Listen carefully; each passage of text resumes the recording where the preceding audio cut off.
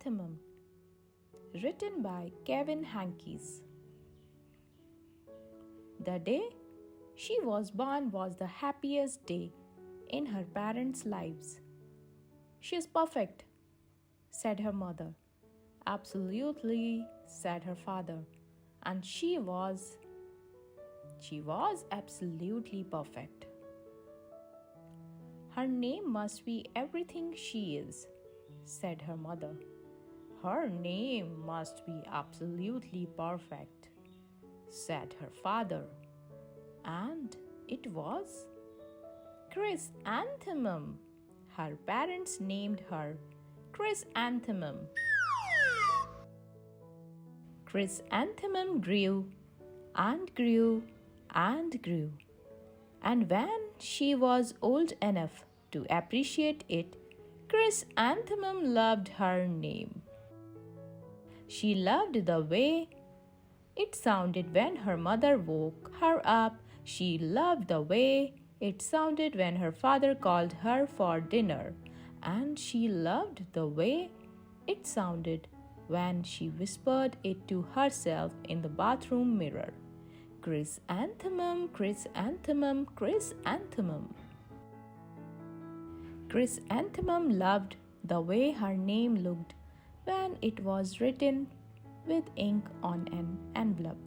She loved the way it looked when it was written with icing on her birthday cake. And she loved the way it looked when she wrote it herself with her fat orange crayon. Chrysanthemum, chrysanthemum, chrysanthemum.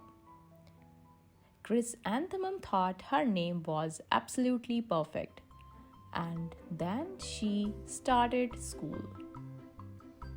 On the first day, Chrysanthemum wore her sunniest dress and her brightest smile. She ran all the way. "Hooray!" said Chrysanthemum. "School!" But when Mrs. Judd took roll call, everyone giggled upon hearing Chrysanthemum's name. "It's too long," said Joe. "It scarcely fits on your name tag," said Rita, pointing. "I am named after my grandmother," said Victoria. "You're named after a flower." Chrysanthemum wilted. She didn't think her name was absolutely perfect. She thought it was absolutely dreadful. The rest of the day was not much better. During nap time, Victoria raised her hand and informed Mrs. Judd that Chrysanthemum's name was spelled with 13 letters. "That's exactly half as many letters as there are in the entire alphabet," Victoria explained. "Thank you for sharing that with us, Victoria," said Mrs. Judd. "Now put your head down. If I had a name like yours, I'd change it," Victoria said as the students lined up to go home. "I wish I could," thought Chrysanthemum miserably. "Welcome home," said her mother. "Welcome home," said her father. "School is no place for me," said Chrysanthemum. "My name is too long. It scarcely fits on my name tag, and I am named after a flower." "Oh, Bish," said her mother, "your name is beautiful and precious and priceless and fascinating and winsome," said her father. "It's everything you are," said her mother. "Absolutely perfect," said her father. Chrysanthemum felt much better after her favorite dinner, macaroni and cheese with ketchup, and an evening filled with hugs and kisses and parties. That night, Chrysanthemum dreamed that her name was Jen. It was an extremely pleasant dream. The next morning, Chrysanthemum wore her most comfortable jumper. She walked to school as slowly as she could. She dragged her feet in the dirt. Chrysanthemum, Chrysanthemum, Chrysanthemum, she wrote. She even looks like a flower, said Victoria, as Chrysanthemum entered the playground. Let's pick her, said Rita, pointing. Let's smell her, said Joe. Chrysanthemum wilted. She didn't think her name was absolutely perfect. She thought it was absolutely dreadful. The rest of the day was not much better. During nap time, Victoria raised her hand and said, "A chrysanthemum is a flower. It lives in a garden with worms and other dirty things." "Thank you for sharing that with us, Victoria," said Mrs. Judd. "Now put your head down." "I just cannot believe your name," Victoria said, as the students lined up to go home. "Neither can I," thought Chrysanthemum miserably. "Welcome home," said her mother. "Welcome home," said her father. "School is no place for me," said Chrysanthemum.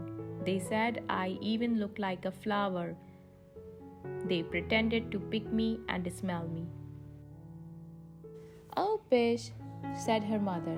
"They are just jealous and envious and begrudging and discontented and jaundiced," said her father. "Who would not be jealous of a name like yours?" said her mother. "After all, it's absolutely perfect," said her father. Chrysanthemum felt a trifle better after her favorite dessert, chocolate cake and buttercream frosting, and another evening filled with hugs and kisses and parties. That night, Chrysanthemum dreamed that she really was a chrysanthemum. She sprouted leaves and petals. Victoria picked her and plucked the leaves and petals one by one until there was nothing left but a scrawny stem.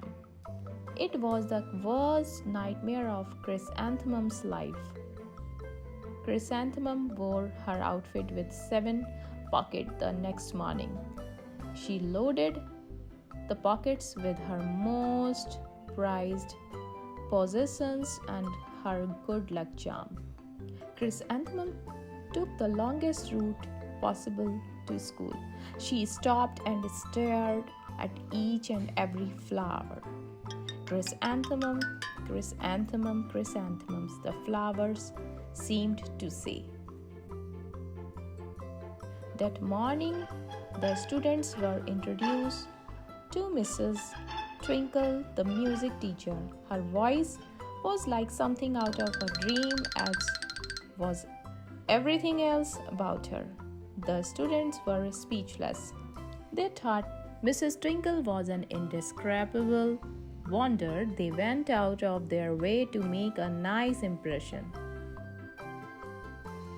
Mrs. Twinkle led the student in scales. Then she assigned roles for the class music galley. Victoria was chosen as the dainty fairy queen. Rita was chosen as the spiffy butterfly princess. Zoe was chosen as the all-important pixie messenger. And Chrysanthemum was chosen as a daisy.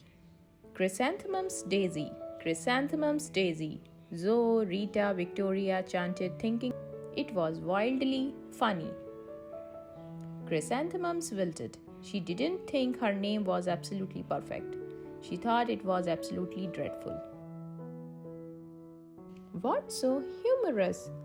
asked Mrs. Twinkle. "Chrysanthemum," was the answer. "Her name is so long," said Joe. "It scarcely fits on her name tag," said Rita, pointing. "I am named after my grandmother," said Victoria. "She is named after a flower. My name is long, said Mrs. Twinkle. It is, said Joe. My name would scarcely fit on a name tag, said Mrs. Twinkle. It would, said Rita, pointing. And, said Mrs. Twinkle, I am named after a flower too. You are? Said Victoria. Yes, said Mrs. Twinkle. Delphinium Twinkle. My name is Delphinium Twinkle. And if my baby is a girl, I am considering Chrysanthemum as a name. I think it is absolutely perfect. Chrysanthemum could scarcely believe her ears. She blushed. She beamed. She bloomed. Chrysanthemum, Chrysanthemum, Chrysanthemum. Joe, Rita, and Victoria looked at Chrysanthemums longingly. Call me Marigold, said Joe. I am Carnation, said Rita, pointing. My name is Lily of the Valley, said Victoria. Chrysanthemum did not think her name was absolutely perfect. She knew it. The end. Thank you for watching. Don't forget to subscribe for upcoming stories.